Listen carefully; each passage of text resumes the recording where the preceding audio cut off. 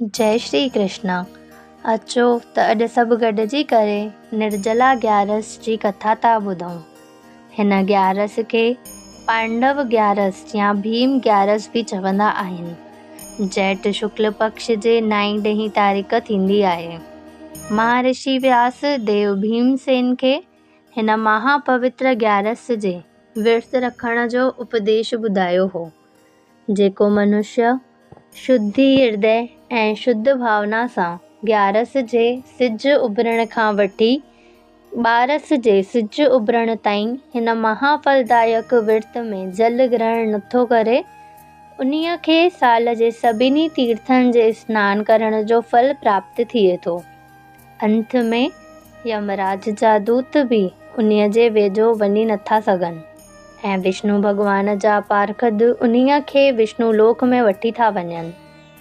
हिन ग्यारस में गऊ ऐं सोन दान करण सां सभिनी पापनि जी पीड़ा पटिजे थी ऐं अक्षय फल मिले थो।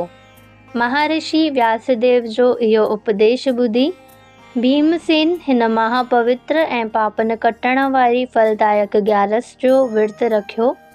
उन्हीअ ॾींहं खां वठी हिन ग्यारस जो नालो पांडव ग्यारस पियो। हिन ग्यारस में उपवास ॾींहुं अन्न खाइण महापाप आहे। जेको अन्न खाए थो हुन जहिड़ो चंडाल वरी ॿियो केरु हूंदो।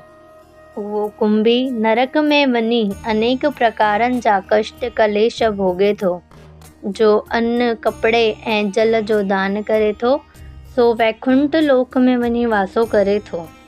तंहिं करे अहिड़े महाफलदायक विर्त खे रखी गऊ, घीउ, मिठाण ऐं सुंदर वस्त्र ब्राह्मणनि खे दान करे जेको जस जो भागी बणिजे थो, तंहिं ते विष्णु भॻवानु प्रसन्न थिए थो।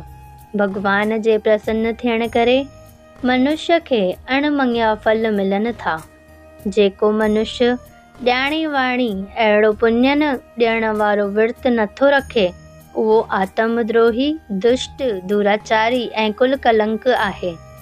जेको हिन विर्त खे विधिअ सां करे थो सो पंहिंजे कुल जे 100 अज्ञनि ऐं पोयनि कुटुंबियुनि समेत विष्णु लोक में वञी वासो करे थो। श्लोक। पुण्यनि सां पाप थियनि पासे मिले भंडार भगतीअ जो, गंगा गोदावरी जमुना करन निज प्यार भगतीअ जो। सभई तीरथ समुंड सागर हिमाचल जा पर्वत, करन हर वक्त था हेमा पको परचार भगतीअ जो।